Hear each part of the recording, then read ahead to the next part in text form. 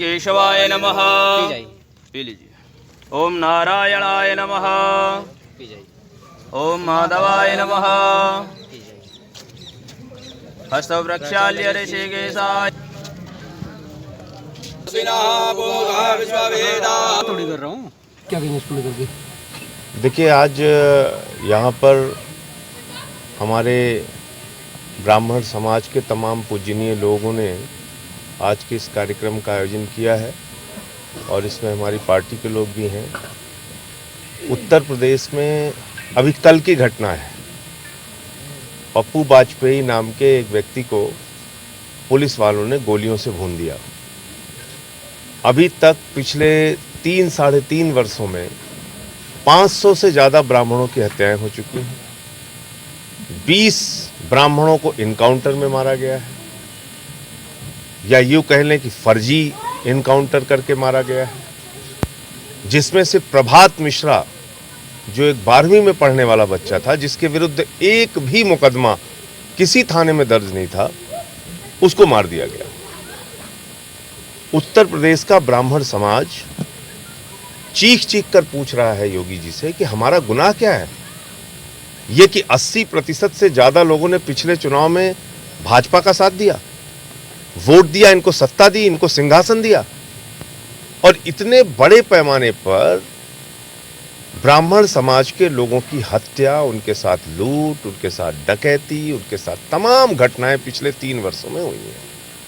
और पिछले कुछ महीनों में ऐसा लग रहा है जैसे तांता आ गया है।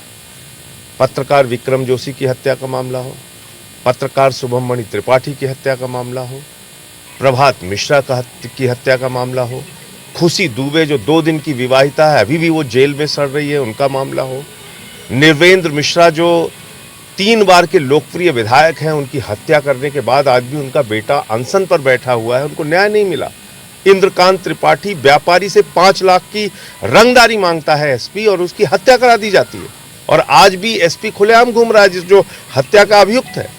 तो इसलिए इन तमाम विषयों पर हम लोग आज गंभीरता से चर्चा भी करेंगे। जो पिछले कुछ 2-3 सालों में घटनाएं हुई हैं, आदित्यनाथ जी के राज में जिस तरह से ब्राह्मणों के ऊपर अत्याचार की घटनाएं हुई हैं, और प्रदेश के जो हालात हैं, अपराधीकरण जो जिस तरीके से बढ़ा है, उसके बारे में चर्चा करेंगे। और ये भी हम लोग अपील करेंगे कि जो 58 विधायक ब्राह्मण समाज के आज भारतीय जनता पार्टी में हैं, जिसमें एक डिप्टी चीफ मिनिस्टर भी हैं और कई मंत्री भी हैं, वो लोग खामोश क्यों हैं, उनको भी आवाज़ उठाना चाहिए। इस तरह से अन्याय और अत्याचार हो रहा है। तो इन तमाम विषयों पे आज चर्चा होगी। कोई एक जाति की सरकार उत्तर प्रदेश में नहीं चल सकती, मुख्यमंत्री किसी एक जाति का नहीं हो सकता, वो 24 करोड़ लोगों का मुख्यमंत्री है।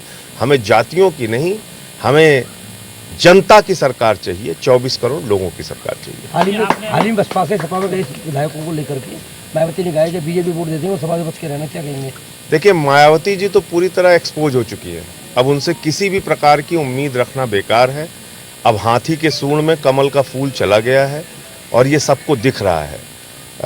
जिस तरह से उन्होंने दलित समाज के हितों का सौदा किया, हाथरस के कांड पे चुप रहीं मायावती जी, उसके पहले जो कांड हुए, लखीमपुर खीरी का कांड हो, या जौनपुर का कांड हो, या फिर बलरामपुर का कांड हो, तो अब समझ में आ रहा है कि भारतीय जनता पार्टी के तमाम गुनाहों को छिपाने के लिए और उस पर खामोश रहने के लिए उन्होंने सौदा किया था, और एक राज्यसभा सीट उसके सौदे का मूल था। और मुझे लगता है कि अब पूरा चेहरा उनका बेनकाब हो चुका है। उनसे किसी भी प्रकार की ब्राह्मण समाज के लोगों को या फिर दलित समाज के लोगों को अब कोई उम्मीद मायावती से नहीं बची है।